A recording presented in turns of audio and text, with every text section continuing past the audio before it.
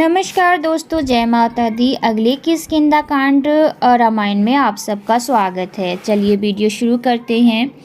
हनुमान अपने कंधों पर राम और लक्ष्मण को बिठाकर तत्काल परशुराम पर्वत की ओर चल पड़े। सुग्रीव को राम के मित्रतापूर्ण इरादे की सूचना देने के लिए पहले हनुमान अकेले गए।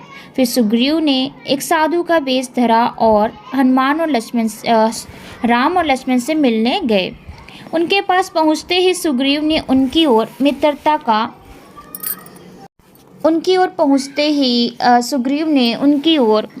का हाथ बढ़ाया। यह देखकर राम ने तत्काल ही अपना हाथ आगे बढ़ाकर वानर राज सुग्रीव का हाथ थाम लिया और उन्हें गले से लगा लिया।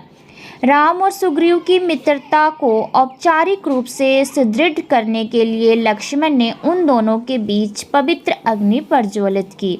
समारोह पूर्वक अग्नि की प्रदक्षिणा करने के बाद राम और सुग्रीव ने प्रसन्नतापूर्वक एक दूसरे को देखा। सुग्रीव बोले, मेरे प्रिय राम, आज से मैं और आप एक दूसरे के कष्टों और प्रसन्नता के साझीदार हो गए हैं।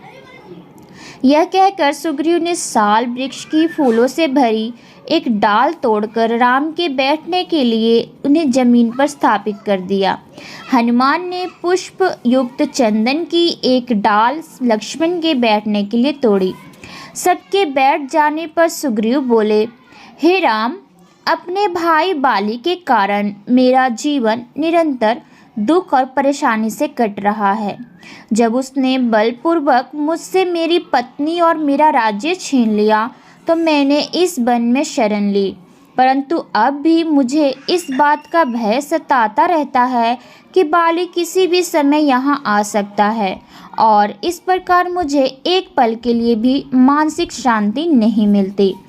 राम सौम्यता से मुस्कुराए और बोले, सेवा ही मित्रता का वास्तविक फल है, इसलिए बाली का वध करके आपकी पत्नी और आपके राज्य आपको वापस दिलाना ही मेरा कर्तव्य है। सुग्रीव बोले, हनुमान ने मुझे बताया कि किस प्रकार आपको वनवास हुआ और किस प्रकार आपकी पत्नी का अपहरण हुआ। आपका मित्र होने के नाते मैं यह शपथ लेता हूँ कि आपकी पत्नी को पुनः प्राप्त करने में मैं आपकी सहायता करूँगा, चाहे वे स्वर्ग में, पृथ्वी पर अथवा पाताल लोक में ही क्यों ना हो। मेरे प्रिय राम, मुझे पूरा विश्वास है कि मैंने एक शक्तिशाली राक्षस द्वारा सीता को ले जाते हुए देखा है और वह राम राम कहकर चीख रही थी। उन्होंने हमें इस पर्वत पर बैठे देखा तो अपनी ओढ़नी और कुछ आभूषण नीचे फेंक दिए। हमने इन वस्तुओं को संभाल कर रख दिया। राम उन वस्तुओं को देखने के लिए अत्यंत व्यग्र हो उठे। अतः सुग्रीव एक अंधेरी गुफा में संभाल कर रखी इन वस्तुओं को वापस लाने चले गए। जैसे ही सुग्रीव ये वस्तुएं लेकर आए तो राम वस्त्र आभूषणों को पहचान गए और हे प्रिय, हे प्राण प्रिय कहकर चीख पड़े। राम के कमल नयनों में आंसू की धार बह निकली और वह दुख से भाव विवल होकर जमीन पर गिर पड़े और दुख से व्याकुल स्वर में विलाप करने लगे। कुछ समय बाद थोड़ा सामान्य हो जाने पर राम बोले, हे लक्ष्मण, ये सीता के हैं, क्या तुम इन्हें पहचानते हो?